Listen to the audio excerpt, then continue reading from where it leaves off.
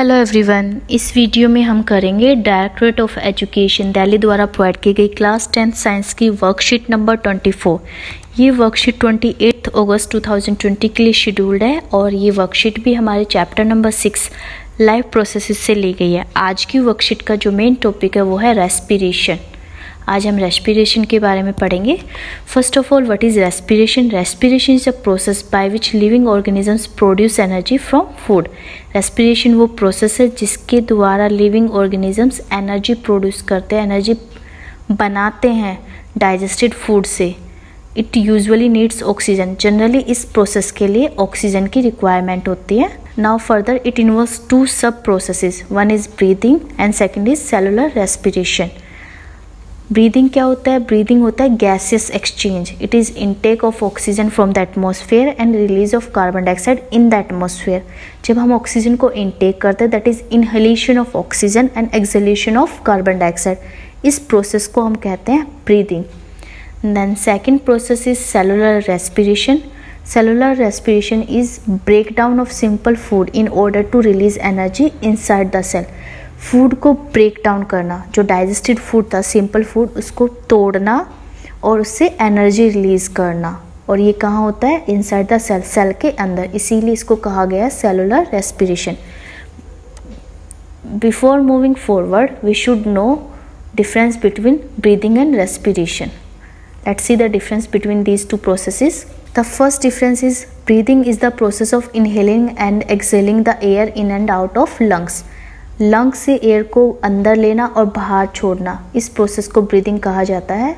Respiration होता है breakdown of glucose to produce energy. Glucose का ब्रेकडाउन एनर्जी प्रोड्यूस करने के लिए। सेकंड, जो ब्रीदिंग होती है टेक प्लेस इन लंग्स, ये फेफड़ों में होता है। Respiration take place in the cell, ये सेल के अंदर होता है। Breathing it is a physical process, ये एक फिजिकल प्रोसेस होता है। But respiration is a chemical process, it involves chemical changes. In breathing no energy is produce during the process. Breathing का जो प्रोसेस होता है इसमें कोई एनर्जी रिलीज नहीं होती। But in respiration energy is release in the form of ATP. Energy release होती है एटीपी के फॉर्म में। And the further breathing is an extra cellular process, यानी कि ये सेल से बाहर होता है। बिकॉज ये सेल से बाहर होता है इसलिए इसको एक्स्ट्रा सेलुलर प्रोसेस बोलते हैं। While respiration is a intracellular process, क्योंकि ये सेल के अंदर होता है। In breathing no enzymes are used during the process. Breathing में कोई एंजाइम्स की रिक्वायरमेंट नहीं होती, कोई एंजाइम यूज़ नहीं होता। बट रेस्पिरेशन में large number of enzymes use होते हैं इस प्रोसेस में during the formation of energy. And the last difference is breathing takes place through respiratory organs like lungs and nose. जो ब्रीदिंग होता है ये रेस्पिरेटरी ऑर्गन्स की हेल्प से होता है, जैसे lungs, nose. While respiration take place in the cell, तो रेस्पिरेशन का होता है सेल के अंदर। इसमें रिक्वायरमेंट होते हैं सेल ऑर्गेनेल्स की, जैसे माइटोकॉन्ड्रिया की। ये माइटोकॉन्ड्रिया जैसे सेल ऑर्गेनेल्स की हेल्प से होता है या उनमें होता है। The respiration is of two types, one is aerobic respiration and other is anaerobic respiration. Aerobic it means the presence of air और we can say oxygen. Aerobic respiration takes place in the presence of oxygen. Aerobic respiration हमेशा oxygen की presence में होगा। It occurs in mitochondria, और ये कहाँ होता है? माइटोकॉन्ड्रिया नामक सेल ऑर्गेनेल में होता है। The end products are carbon dioxide and water. And products क्या होती है एरोबिक रेस्पिरेशन में? कार्बन डाइऑक्साइड एंड वाटर, ये दो मेन एंड प्रोडक्ट होते हैं। एंड एनर्जी भी होगी यहाँ पे, ठीक है। Complete oxidation of glucose resulting in formation of carbon dioxide water with release of energy. Aerobic respiration में complete oxidation होता है, यानी कि complete breakdown होता है ग्लूकोज का, जिसकी वजह से कार्बन डाइऑक्साइड वाटर की फॉर्मेशन होते है और साथ में निकलती है energy. More amount of energy is released.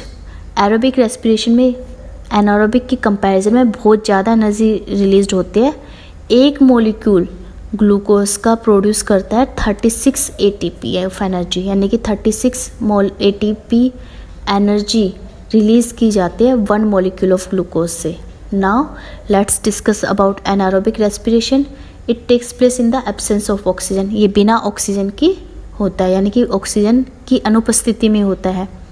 It occurs in cytoplasm, ये साइटोप्लाज्म में होता है और यीस्ट सेल्स में होता है जनरली। एंड प्रोडक्ट्स यहाँ पे या तो अल्कोहल होगा या लैक्टिक एसिड होगा। यहाँ पे क्या था, कार्बन डाइऑक्साइड एंड वाटर। यहाँ पे इनकम्प्लीट ऑक्सीडेशन होता है ग्लूकोज का, दैट इज जो ग्लूकोज का ब्रेकडाउन होता है वो इनकम्प्लीट होता है, जिसकी वजह से ethanol, carbon dioxide, lactic acid में से कुछ चीज़ें बनती हैं with the release of energy, और साथ में एनर्जी भी रिलीज होती है। Less amount of energy is released, 1 molecule of glucose produces 2 ATP। Less amount of energy is released, यहाँ पे कंपैरेटिवली एरोबिक की काफ़ी लेस अमाउंट, बहुत कम एनर्जी रिलीज होगी। 1 मॉलिक्यूल ग्लूकोज प्रोड्यूस करेगा सिर्फ 2 ATP ऑफ एनर्जी, यहाँ पे सिर्फ 2 ATP एनर्जी की रिलीज होंगी, और एरोबिक में कितनी हो रही थी, 36। Now further, here is the pathway is given, breakdown of glucose by various pathway। 3 path हमें यहाँ पे दिखाए गए हैं ग्लूकोज के ब्रेकडाउन के। First, glucose is a 6 carbon molecule. 6 carbon molecule means C6H12 is the chemical formula of glucose। Glucose breakdown takes place in cytoplasm. Glucose का breakdown कहाँ होता है, साइटोप्लाज्म में। And it form pyruvate. Pyruvate is the 3 carbon molecule and energy is also released. Now if there is absence of oxygen, oxygen present नहीं होगी, for example in yeast में, तो क्या बनेगा, इथेनॉल और कार्बन डाइऑक्साइड बनेगा और साथ में एनर्जी बनेगी। इथेनॉल क्या होता है, 2 कार्बन मॉलिक्यूल है, C2H5OH, ये इसका फॉर्मूला होता है। कितने कार्बन मॉलिक्यूल है, ये 2 कार्बन मॉलिक्यूल है। फर्दर, अगर there is a lack of oxygen, अगर ऑक्सीजन की कमी होती है, जैसे हमारी मसल्स में जब हम एक्सरसाइज करते हैं तो वो वी फील मसल क्रैम्प्स, और वो होता है इनसफिशिएंट ऑक्सीजन सप्लाई की वजह से। तो यहाँ बनता है लैक्टिक एसिड और energy. Lactic acid 3 carbon molecule है, बाद में ये जब ऑक्सीजन की सप्लाई अच्छे से होने लगते हैं तो ये कार्बन डाइऑक्साइड और वाटर में कन्वर्ट हो जाता है। And the third pathway is presence of oxygen, जो ऑक्सीजन की प्रेजेंस में होता है। और जो यहाँ पे जो ये प्रोसेस होगा, ये पायरुवेट का ब्रेकडाउन हो जाएगा कार्बन डाइऑक्साइड, वाटर और एनर्जी में, और ये प्रक्रिया होगी, ये जो रिएक्शन होती है ये होगी माइटोकॉन्ड्रिया के अंदर। तो ये 3 पाथवे हैं ग्लूकोज की ब्रेकडाउन के एनर्जी गेट करने के लिए। तीनों ही केसेस में एनर्जी मिलेगी, सबसे ज़्यादा मिलेगी प्रेजेंस ऑफ ऑक्सीजन में और सबसे कम मिलेगी एब्सेंस ऑफ ऑक्सीजन में। Now here are some important points about ATP are given. First is it is a form in which energy produced during respiration is stored। ये एक फॉर्म है जिस form में एनर्जी जो रेस्पिरेशन के time पे produce होती है वो स्टोर की जाती है, यानी कि ATP की फॉर्म में एनर्जी स्टोर्ड होती है हमारी बॉडी में। यहाँ पे ADP है, एडेनोसाइन डाइफॉस्फेट, और जब इससे एक फॉस्फेट मॉलिक्यूल और ऐड हो जाता है तो ये बन जाता है ट्राइफॉस्फेट, और ये होता है एनर्जी लेके ही होगा ये काम भी, इसमें भी एनर्जी का यूज़ होता है। सेकेंड है on hydrolysis it releases energy equivalent to 30.5 kilojoule per mole. 1 मोल जो ATP है जब इसका हाइड्रोलिसिस होता है तो 30.5 किलोजूल एनर्जी रिलीज होती है। Second, it is known as the energy currency of the cell. ATP को सेल के एनर्जी करेंसी कहा जाता है, and it is use to provide energy for other reactions in the cell. ये जो दूसरी रिएक्शंस होते हैं सेल में उनके लिए भी एनर्जी प्रोवाइड करता है।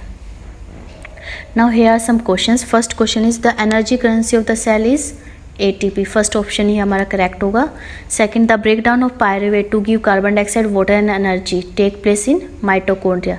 जब पायरुवेट का ब्रेकडाउन होगा, अगर वो ब्रेकडाउन कार्बन डाइऑक्साइड, वाटर और एनर्जी में होता है तो ये चीज़ कहाँ पे होगी, ये माइटोकॉन्ड्रिया के अंदर होगी। थर्ड क्वेश्चन है differentiate between aerobic and anaerobic respiration. Third question का आंसर हम यहाँ पे हमें कंप्लीट आंसर दिया हुआ है, आप ये दोनों टेबल्स बनाओगे डिफरेंस में, यही हमारा आंसर है थर्ड क्वेश्चन का। पॉज करके आप वीडियो आराम से लिख सकते हैं। फोर्थ क्वेश्चन है explain the 3 pathways of breakdown of glucose in living organisms. 3 pathway हमें डिस्क्राइब करने हैं ब्रेकडाउन ऑफ ग्लूकोज के। तो ये वाले जो फिगर है ये आंसर नंबर 4 है, तो आप ये तीनों पाथवे यहाँ पे ड्रॉ करोगे। And the last question is right the full form of ATP। ATP की फुल फॉर्म यहाँ पे हमें दी हुई है। ATP की फुल फॉर्म बताने हैं तो ATP की फुल फॉर्म हमें यहाँ दी हुई है एडेनोसाइन ट्राइफॉस्फेट। ये क्वेश्चन नंबर 5 का आंसर है।